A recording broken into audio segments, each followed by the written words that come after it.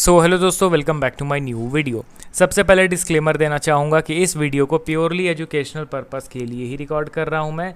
कोई भी बाई या सेल का रिकमेंडेशन इस वीडियो के माध्यम से मैं आप लोगों को नहीं दे रहा हूँ। एंड एक रिमाइंडर भी देना चाहूँगा कि एक पेड टेलीग्राम ग्रुप मैंने ओपन किया है जिसमें आप लाइव मेरे साथ वन ऑन वन इंटरेक्ट कर सकते हो। किसी भी स्टॉक के टेक्निकल या फंडामेंटल रिलेटेड डाउट को पूछ सकते हो। ग्रुप ज्वाइनिंग के लिए आपको 3,999 रुपीज़ का वन टाइम पेमेंट करना होगा।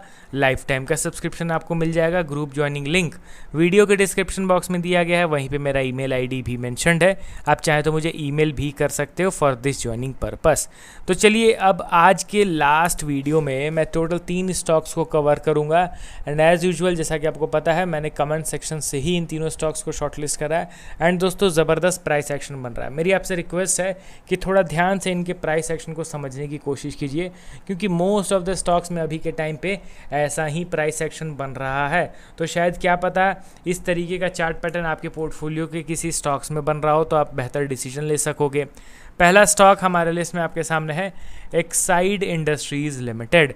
करंटली 435 के लेवल पे ये अवेलेबल है। 3.3% का तेज़ी हम लोगों ने लास्ट ट्रेडिंग सेशन में देख लिया।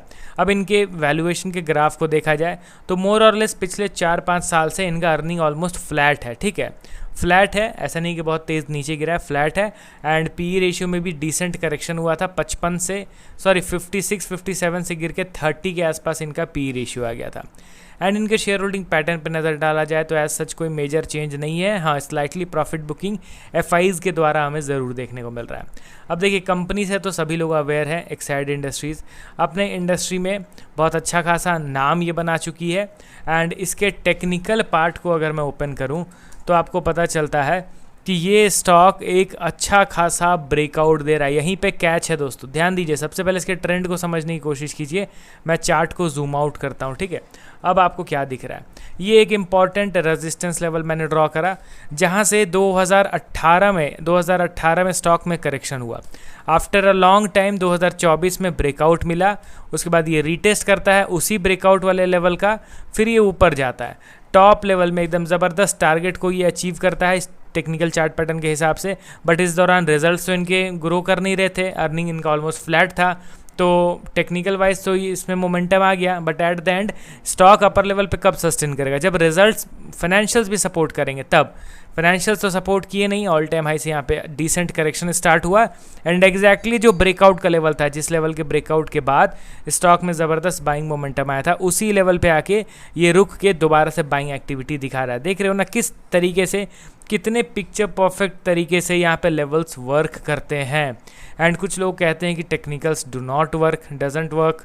ये ऐसा बात नहीं है दोस्तों। यहाँ पे सबसे पहला इंपॉर्टेंट चीज़ रहता है मार्केट सेंटीमेंट। हम लोग सेंटीमेंट को सही तरीके से अप्लाई नहीं करते, हम लोग ट्रेंड को सही तरीके से आइडेंटिफाई नहीं कर पाते हैं। ट्रेंड आइडेंटिफाई करना है, उसके अकॉर्डिंगली टेक्निकल एनालिसिस करना है। कोई स्टॉक बेरिश है तो वहाँ अलग तरीके से टेक्निकल एनालिसिस वर्क करेगा, कोई स्टॉक बुलिश है तो वहाँ अलग तरीके से एनालिसिस वर्क करेगा। अब एक्साइड इंडस्ट्रीज़ का ये वही इंपॉर्टेंट सपोर्ट लेवल है जहाँ से कंटिन्यूस बाइंग हुआ। एंड ये हमारा रेजिस्टेंस लेवल है, एंड इस रेजिस्टेंस लेवल के पास ट्रेड कर रहा है। कुछ लोग कह रहे हैं कि यहाँ पे ब्रेकआउट मिल गया, but I am not considering this candlestick as a breakout candlestick. यहाँ पे माइनर पॉइंट के साथ ऊपर गया है। दूसरा चीज़ कि फ्लो में मोमेंटम के साथ ऊपर गया है, तो ऐसा कोई बात नहीं है। यहाँ पे अब अच्छा खासा ये समय बिताएगा। उसके बाद जब ये गुड ग्रीन कैंडलस्टिक बनाएगा, then we are good to go. तब स्टॉक में एक अच्छा खासा बुलिश मूव एक्सपेक्ट किया जाएगा। शायद से फिर डायरेक्टली अपने प्रीवियस ऑल टाइम हाई तक जाने का भी पोटेंशियल रखता है। बट उसके पहले कुछ सर्टेन प्राइस एक्शंस भी बनने ज़रूरी हैं। तो एक्साइड इंडस्ट्रीज़ में ये इंपॉर्टेंट रेजिस्टेंस लेवल है, इसको हम लोग अभी मार्क करके चलेंगे। अभी वो उसी लेवल पे ट्रेड कर रहा है। अब चलिए बढ़ते हैं हम लोग अगले स्टॉक की ओर। हमारे लिस्ट में आपके सामने है HLE Glascoat limited. After a long time stock में हम लोगों को लिटिल बिट स्ट्रेंथ दिख रहा है। करंटली 422 के लेवल पे ट्रेड कर रहा है। मार्केट कैप इनका बहुत ज़्यादा था, बट ऑल टाइम हाई से जो इतना मैसिव करेक्शन हुआ है ना, उसके चलते अब इसका मार्केट कैप 3000 करोड़ का हो गया। स्मॉल कैप कैटेगरी में अब इसको हम लोगों को इंक्लूड करना पड़ेगा। टेक्निकली अगर आप इसके चार्ट को देखोगे तो पता चलता है कि जब से स्टॉक में करेक्शन स्टार्ट हुआ है एक बार भी लोअर लेवल को इसने रिस्पेक्ट नहीं किया है। मतलब समझ रहे हो ना मैं क्या कहने की कोशिश कर रहा हूँ। सपोज कीजिए कोई स्टॉक है जो टॉप लेवल से नीचे गिरा, ठीक है, फिर यहाँ से बाइंग हुआ तो ये एक लोअर लेवल हुआ एंड इस लोअर लेवल को रिस्पेक्ट किए बगैर इसने ब्रेक करके न्यू लो बना दिया, फिर ऊपर उठा, फिर ये लो ब्रेक हुआ, न्यू लो क्रिएट हो गया। एक बार भी लोअर लेवल रिस्पेक्ट नहीं हुआ, फिर अगेन ये ऊपर उठा, ये लोअर लेवल बना, नीचे गिरा एंड इस बार ये इस लेवल को नीचे की ओर ब्रेक किए बगैर वापस से बाइंग स्टार्ट हो गया। फर्स्ट टाइम यहाँ पे लोअर लेवल पे स्ट्रेंथ दिखा है, वही चीज़ मैं अभी आपको कह रहा हूँ। यहाँ पे आप ध्यान से देखिए, यहाँ से सेलिंग हुआ, यहाँ से बाइंग स्टार्ट हुआ, ये लोअर लेवल बना, इंस्टेंटली इसने न्यू लो बना दिया, फिर अगेन ऊपर उठा, ये लोअर लेवल है, इंस्टेंटली अगेन न्यू लो, फिर यहाँ पे ये लो, अगेन न्यू लो। आप देख रहे हो ना मल्टीपल टाइम यहाँ पे लोज का क्रिएशन हो रहा है, but after a long time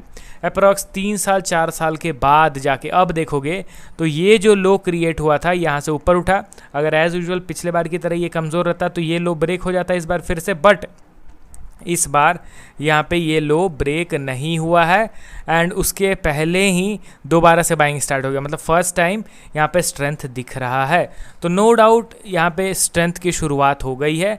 ये हमारा ब्रेकआउट का लेवल है जिसके बाद प्रॉपर स्टॉक का जो ट्रेंड है वो बदल जाएगा, क्योंकि देखिए दोस्तों फंडामेंटली स्ट्रांग है, इसी तरीके से गिरता गिरता वो ज़ीरो के भाव पे तो जाना नहीं वाला है, किसी ना किसी समय तो एक सर्टेन लेवल से बाउंस बैक करेगा, ऊपर की ओर मूव करेगा ही, क्योंकि फंडामेंटली तो ये स्ट्रांग है।